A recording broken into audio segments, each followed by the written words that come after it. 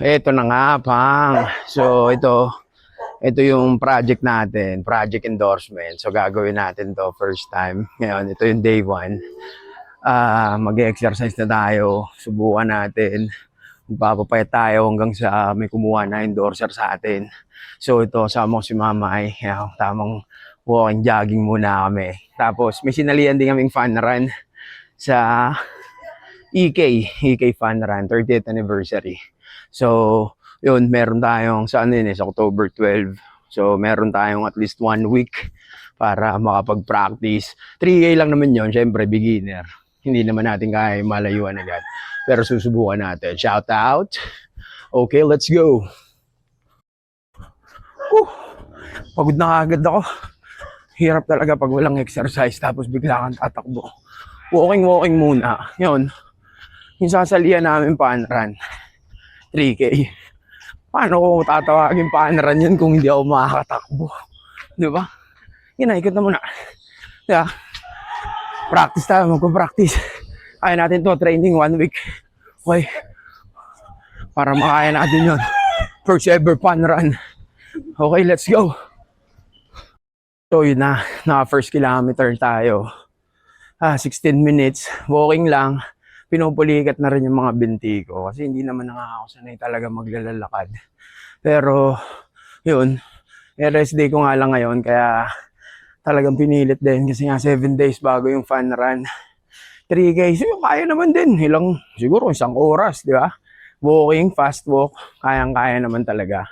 Ngayon, mga susunod na araw may pasok na ako. So ang gagawin ko, may treadmill ako. Doon na ako mag-start magti-train para at least kahit pa paano kondisyon para pag natapos ko makagat natin yung medal ng Enchanted. Okay? Ayun ang isang plano na yun ang target natin.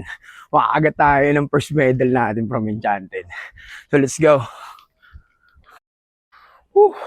Siyempre, landian muna while walking. Tamang painit, HHWW. Wala mga banding, siyempre matanda na tayo.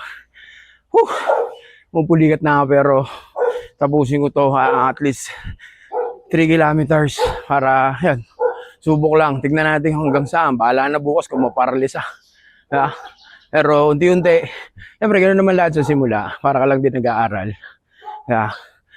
Kunti-kunti kakayanin din naman natin yan.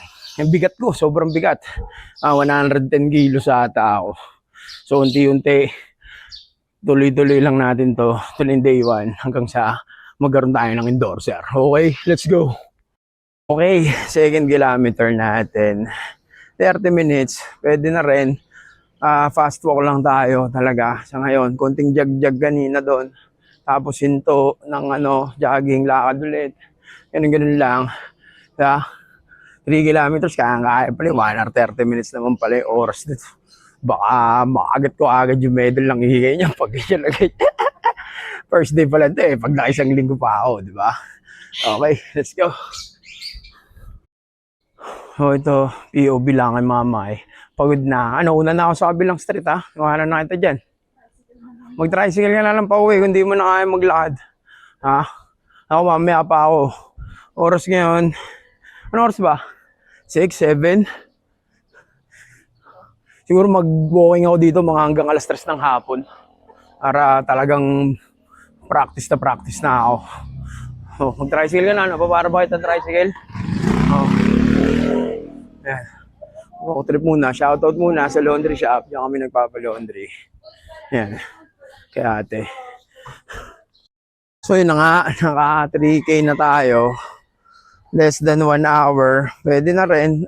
Walking lang. Hindi pa nga pala fast walk to Baga lang, gitnang walking lang. Hindi ganun kabagal, hindi ganun kabilis.